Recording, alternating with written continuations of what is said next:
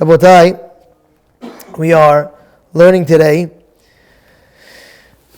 a person in his marriage, he has to uplift the marriage. It's like you get married, it's not cruise control. People think, I'm married, cruise control. No. You got to work on that marriage. You really, really do. And this is what Pele Yoetz teaches us. You have to you have to wake up that love for the husband and the wife together. He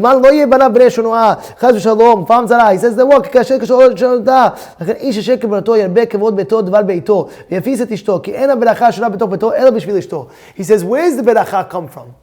I'll read it to you. Listen to what he says. His beracha the beracha comes in his house ela bishvil ishto, because of his wife. Happy wife, happy life. Because the beracha is going to come through her channel. The beracha is coming through her channel. And therefore what he's trying to say is, mitorer, wake up that love that you have for each other. Whether buy her a gift, whether write her a letter. Sometimes a person is a happy birthday. Happy birthday, okay, a lady gets this, gets that. Everybody loves gifts. But at the end of the day, you go give her a gift, but you also give her a card. Wow, honey, without you, I would be a nobody. Even though it's not 100% true, but say it anyway, Hey, you write it down, honey. I love you so much. You're the best. You're the greatest. Without you, my life wouldn't be the same. It's true, either way. Without her, life wouldn't be the same. Without you, my life wouldn't be the same. You keep on writing these things, and he says, guess what? The beracha is going to come through the wife, and how important it is that she should be happy. I told you this. Guy came to my house Friday night. Him and his wife, new couple, just got married. What's the debate? What's going on? The husband wants light gray couch. The woman wants dark navy. What do you do? I said, Habibi. I look at the guy. I said, Habibi, how many times are you in the house? I said, how many times are you in the house? You work? Yeah. You go? Yeah. You come home? You go out to learn? Yeah. So how many hours are you in that house physically? How many hours? The wife is there 24, so she doesn't leave the house. Go here, go there, but she's most of the time in the house. The guy said, no, you know what, Rabbi? You're right. I'm getting dark navy. It makes sense. It only makes sense. And guess what? You're making your wife happy. You're doing a mitzvah. You're mechabeder. One of the things that we write in the Ketubah, shvuat kaf. Shvuat kaf, when you shake your hand and you do shvuat kaf. You know what that is when you're getting married? One of the things is that you're going to respect your wife.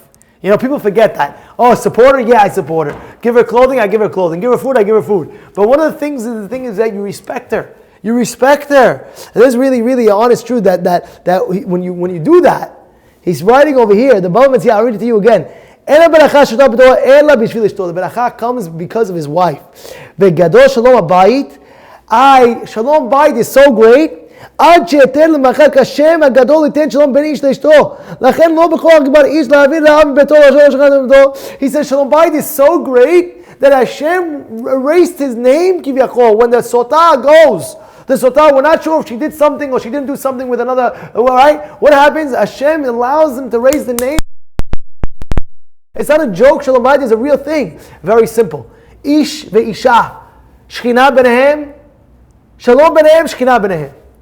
What does that mean? Ish. Take the ish. What do you have in the ish? Aleph, Yud, Shin. That's how you spell it. Aleph, Yud, Shin. Take the isha. What do you have? Aleph, Shin, Hey. What's the letter of the ish that the isha doesn't have? The Yud. What's the isha that doesn't have over there? The Hey. Right? So in the ish you have the Yud. In the isha you have the Hey. What is Yud K? Yud and the Hey equals Hashem's name. Ka.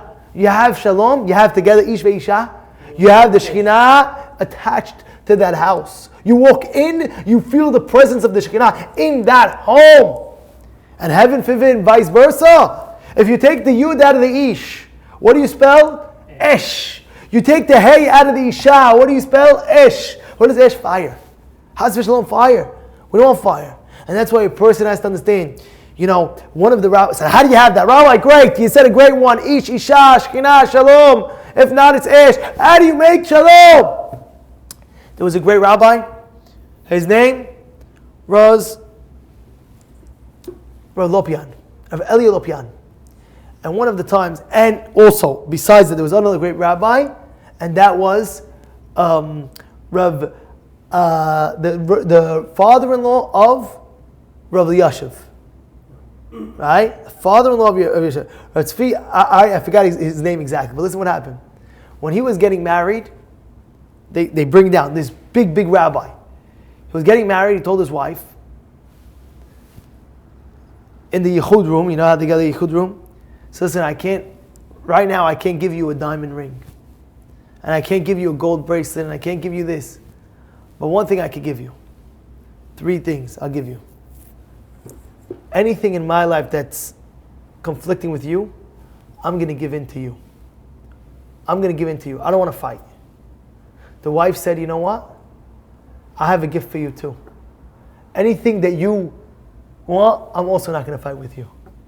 And they ended up living a happy life forever. There's a yesod over here. Vitur, vitur, vitur. What does that mean? Mevater, mevater, mevater. Let go. Let go. She didn't make dinner that night. Let go. Let go. It's hard sometimes. The guy's starving. It happened to me once. I didn't have lunch one day. I was like, I'm going to have a good dinner when I come home. I get home. I open up the pot. Nothing is even in the pot. Honey, what's going on? What is going on? I said, wait. Help myself. I said, whoa, one second. And by the way, I'm legit starving. I had in mind, I'm not going to eat lunch. Come a little bit earlier to have a nice big dinner. And then come home. Nothing. Like like at least, maybe have a pot or something. Swallow it up. No problem. What did I do? And she wasn't even home. Like, she's home. You could shamble her. Anyway, you call her up. No answer. Phone's off. Like, you want to just like, no answer. She wasn't home. I said, you know what? I was able to cool myself down. I'm going to do this. I'm going to do this big. What did I end up doing? I went ahead. I opened up the fridge. I saw leftovers from the night before. I ate it. You know how good that food tasted to me? It felt awesome. You know why? It wasn't because the food was cold, and I was eating cold, and I was still hungry, and I kept on eating it. I said I controlled myself. This is vitur. You let go. And when you do that, the Shekhinah, I felt the Shekhinah in my home even more. I was like, whoa, this is like, intense. When my wife came home, I told her, you know what? I had the best dinner tonight. Oh, what'd you have? I had leftover. Oh, no, that's good. It's good move. Like, I thought she was going to say, oh, I'm sorry, this, that. She said, oh, good move. She said, it's a good move. And I still felt so good. I said, thank you, honey. It still felt so good. But really, that's the truth. Shalom benehem. Shekhinah is going to be shoneh together. Make sure you have that shalom.